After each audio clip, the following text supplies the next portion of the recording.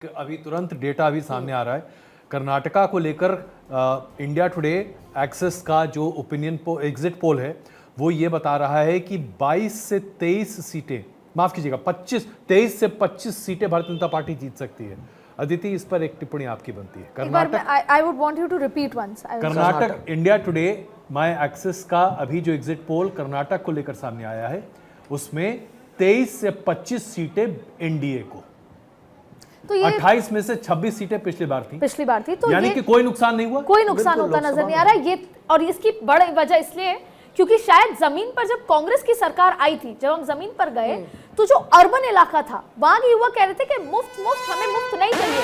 400 सीटें शायद बड़ी खबर है। वोट शेयर भी अपने आप में जबरदस्त है। वोट शेयर 55% एनडीए का वोट शेयर अगर कर्नाटक में निकल कर आ रहा है अदिति, तो इसका मतलब तो ये मान लीजिए कि क्लीन स्वीप है। इसके आगे और क्या चाहिए आपको? एग्जैक्टली, यानी कि जो एग्जिस्टिंग को बनाए रखा, जो पिछली बार को बनाए रखा, ये अपने आप में एक बहुत बड़ी बात है। यानी दक्षिण से जो उम्मीदें थी, लेकिन जो द्वार है, क्योंकि आप कर्नाटक का जिक्र कर रही हैं तो यहाँ पर रिजर्वेशन कितना बड़ा मुद्दा रहा, तो क्या उस मुद्दे का इम्पैक्ट नहीं रहा?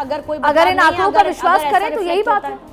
इन आंकड़ों का विश्वास करें तो बजरंग बली जो एक मुद्दा हमेशा वहां रहता है, इस बार बजरंग बली मंगलवार को भाजपा के साथ मतलब एक देखिए, अभी तक हम जो चर्चा कर रहे थे पहले और दूसरे फेज में मतदान के प्रतिशत के कम होने को लेकर बहुत चिंता जताई जा रही थी और ये कहा जा रहा था कि मतदान प्रतिशत कम पड़ रहा है और जाहिर सी बात है चूंकि मतदान प्रतिशत कम है तो भारतीय जनता पार्टी को इसका खामियाजा झेलना पड़ेगा, क्योंकि 2014 और 19 के जो तजर्बे हैं वो ये बताते हैं, डेटा बताता है कि मतदान प्रतिशत जैसे ही बढ़ता है भारतीय जनता पार्टी को उसका प्रोपोर्शनल राइज मिलता है। मतदान प्रतिशत घटने के बाद भी अगर ये जो एग्जिट पोल है ये अपने डाटा और उसके आधार पर सही बैठ रहा है तो 55% का वोट शेयर अगर कर्नाटक के 2 फेज में है, ये अपने आप में एक बहुत लैंडमार्क इसको बात कही जा सकती है। और फिर यह कहा जा सकता है कि दक्षिण के द्वार को भारतीय जनता पार्टी ने सिक्योर किया।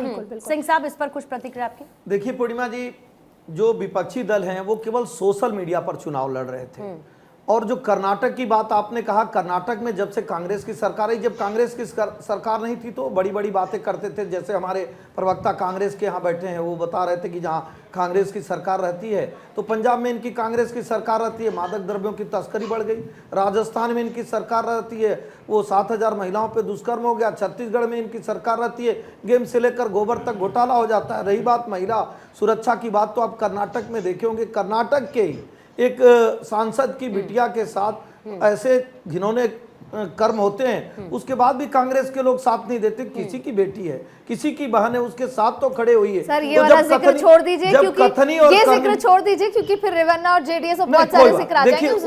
उसमें भी उसको भी करना चाहिए। देखिए क्या है, जब हम कहेंगे और करेंगे नहीं तो लोग मानेंगे। आप देखे होंगे इनकी 6 महीने से वहां सरकार थी,